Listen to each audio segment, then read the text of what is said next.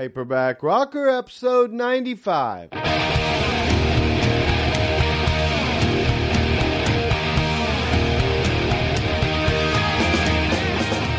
this is Matt Severson, the Paperback Rocker, and I'm broadcasting from my 6x9 foot cinder block shack in the desert of northern Mexico, southern Texas.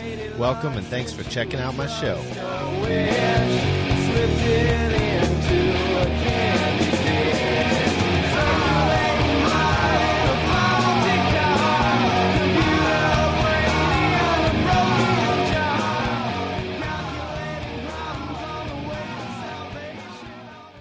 How about another double shot of espresso? Hey everybody out there in podcast listener land. What's up? It's the Paperback Rocker back again with another episode of the Paperback Rocker Show. My little podcast where in the past I have talked about many a different subject, from blue whales to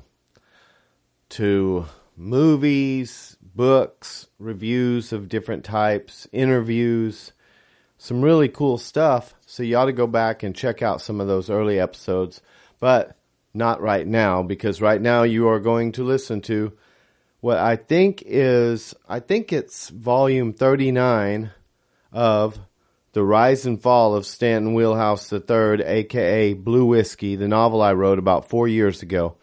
It's available as a beautiful hardback. Drop me a line at paperbackrocker@live.com and order one. I'll send it to you signed to the person of your choice. Let's get right into it. I've got a busy day ahead of me, so there's not a lot of time for chit-chat. When last we read, our hero, Stanton Wheelhouse III, was talking about how he was being approached by managers and things and record labels and stuff, and he said to all of them, I said no. That was the last thing we read. And this is on page 216 in said hardback novel. And to all of them, I said no. I was practically exploding with records that swirled in my head. Perfectly titled, perfectly sequenced, lacking only covers. I had to do something to get my music out there. And when I discovered the nature of the great whites masquerading as managers, agents, and R&D men, my path was clear. Which is why I self-released my record, Nudie Suit. You can search the history of popular music, and you will find I was the first to do so with any measurable success. By measurable, I mean it made the Billboard chart. The number is not important. That I was on the chart is. I hope that comes across on the page as self-deprecating in the manner of a Woody Allen joke. Nudie Suit was tracked on a 2-track stereo recorder with me playing live, perched on the toilet in the bathroom above hardware. It was a setup similar to that used to record Robert Johnson decades before, and the sound quality was comparable. But I didn't have to make a deal with the devil to do it. And tiled bathrooms provide natural reverb the finest studios only hope to replicate. Before I continue, I know you have probably already consulted the internet and seen that the Nudie Suit album was released by Wonderlust Records. That's what I titled my company. Fitting, since I sold most copies out of the back of my Chevy. At the time, the cover was something of a sensation, although its effect on album sales was more than likely negative. The whole thing was a result of miscommunication and the lack of my being given a proof copy of the record sleeve before it went to press. Hold on. Turn the air conditioner off, which I had meant to do before. The whole thing was a result of miscommunication and the lack of my being given a proof copy of the record sleeve before it went to press. It featured my nudie suit-clad buttocks in an extreme close-up. It was... Lucy, shh. It wasn't supposed to be like that, of course. The illustrator I hired to assemble the cover had dozens of pictures. Here we go again. Lucy. Hey. Shush. That probably won't work. The illustrator I hired to assemble the cover had dozens of pictures in all manner of poses to choose from. Apparently, he didn't understand that nudie referred to the hand-tailored suit I was clad in, not some bad pun on birthday suit. The result was mixed. The album has never been mistaken for a Pink Floyd album in regard to audio fidelity, but neither have early Pink Floyd albums. What it did succeed at was capturing the raging bull intensity of Stanton Wheelhouse III, if I am permitted to once again refer to myself in such a manner. Lucy, settle down. Lucy! Lucy! Stop! Nudie's suit was ignored by the critics, which bothered me none. Holding that album in my hand validated my life, and listening to that slab of vinyl was an almost religious experience. I had a legacy. I had accomplished something. I might end up as a mere footnote in some deeply researched history of Greenwich Village folk singers of the 1960s, but I held in my hand a document of my existence in that time and place, just like that arch in Newport News, whether anyone but me, Reuben, and Ben appreciated it. And I was proud of myself. I was dead broke and living hand to mouth, but I was an artiste. I carried my head high from then on.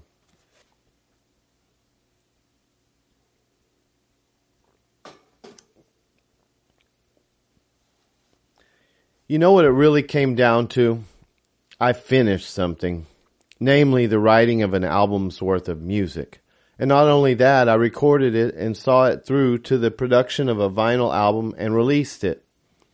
That's the real difference between artists. Some of us finish the things we undertake, and some of us don't. There are a million potential great American novels out there, but only a handful can be purchased on Amazon. There were two important things I was deprived of by my chosen means of artistic output, namely self-release, distribution, and big-budget marketing. Neither issue discouraged me.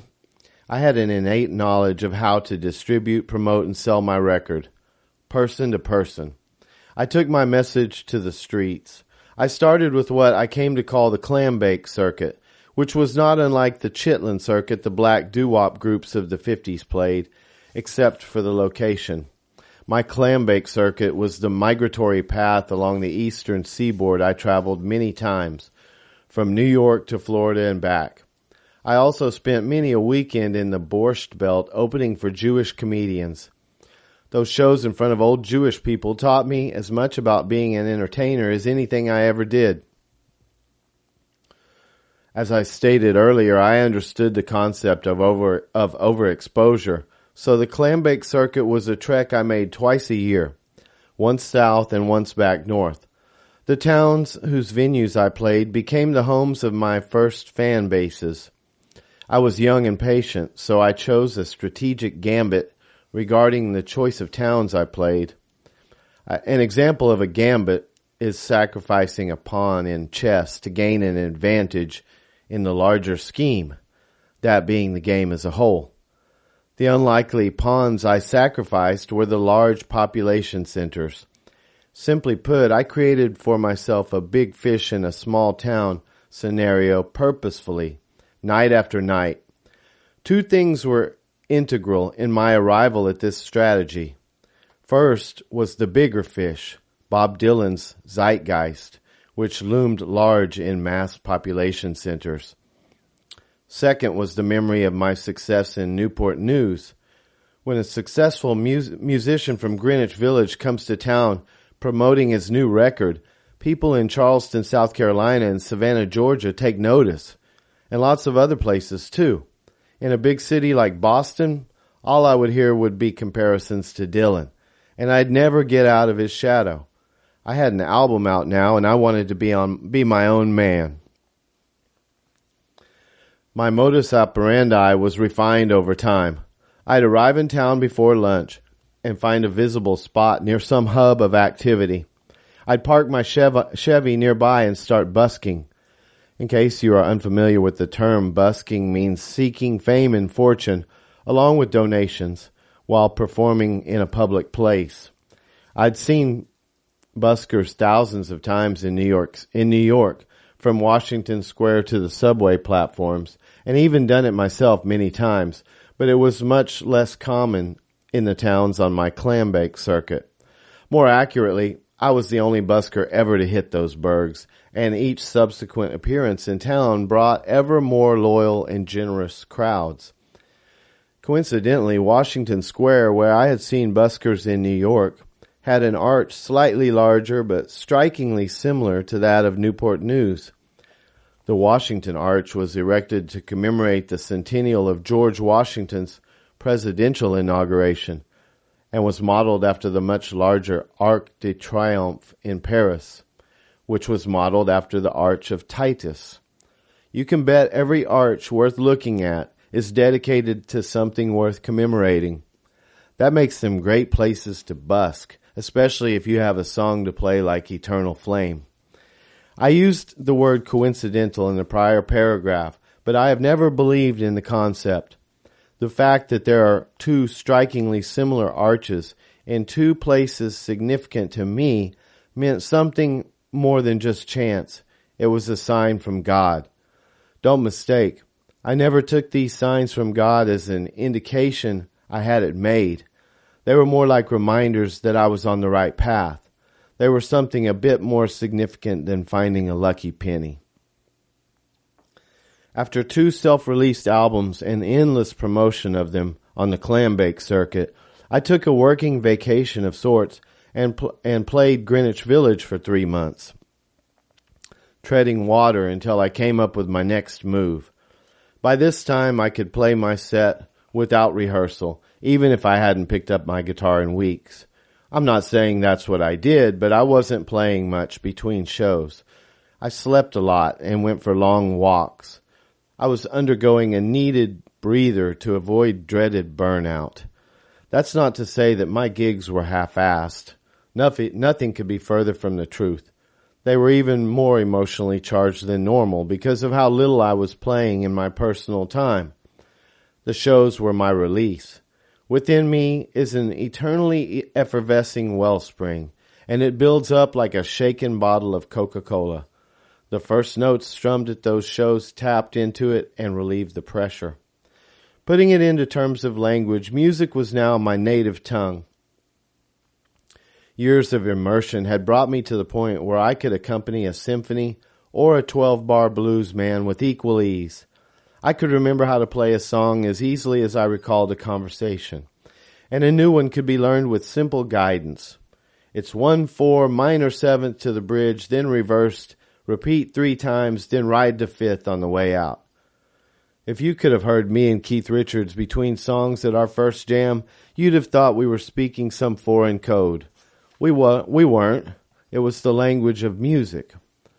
Also, on this 3-month sabbatical, after 4 solid years of touring and self-promotion, I finally took the bait and signed with Lucite Records, a division of A&M that ascended to the pinnacle of the music world many years later with the signing of Mellotron, whom you probably know are admirers and collaborators of mine. A&M was started in 1962 by Herb Alpert and Jerry Moss. I pinned my name on the bottom of the contract and instantly felt like a wild stallion newly lassoed, or more accurately, noosed. The subsequent years were a challenge, as I struggled vainly against being led, but that signature was pointed out to me every time I dug in my heels. It was an ugly carrot shoved in my face with the veiled threat of litigation, and it never failed to make me lose my appetite for creation. Before I knew what was happening, I had been moved into a condominium in Manhattan, all bills paid by me. Call me ignorant if you must, but trust me when I say that record labels have long ago perfected the con they perpetrate on their artists. The recently poor musician is lavished with exquisite housing, food, drink, equipment, transportation, and other things formerly out of reach. And the artist has no clue that he's really being billed for everything. It's all paid for with money loaned from the record company against future album earnings. The record company gets reimbursed for all this loan money off the top before the profit, which means it's going to be a long time before a profit is seen. It's a racket that makes the mob look generous by comparison. On top of that, the recording budget and the cost of record promotion are a loan from the company too. It's like the relationship of the sharecropper to the company store. My father sometimes talked about his father, who was a lumberjack in Maine during the Depression, and the lumber company worked the same scheme. Did I mention the touring costs? Right off the top. At least in my day, there were no $1 million music videos. Those bankrupted many musicians and bands in the MTV era, where when music television showed music videos instead of pregnant teenagers. And that is at the bottom of 220, where I will stop for this episode. I hope you're enjoying it. And so that is 220 out of 313. So we're close. We're 2/3 of the way through. A little over. And I hope you're enjoying the book. I'll be back soon with another episode, which I think I'm going to record right now. Have a good time. Enjoy your life until I see you again with that said episode. Buy the book for a Christmas present for somebody. Drop me a line at paperbackrocker@live.com. Have a great week. The Paperback Rocker has signed off.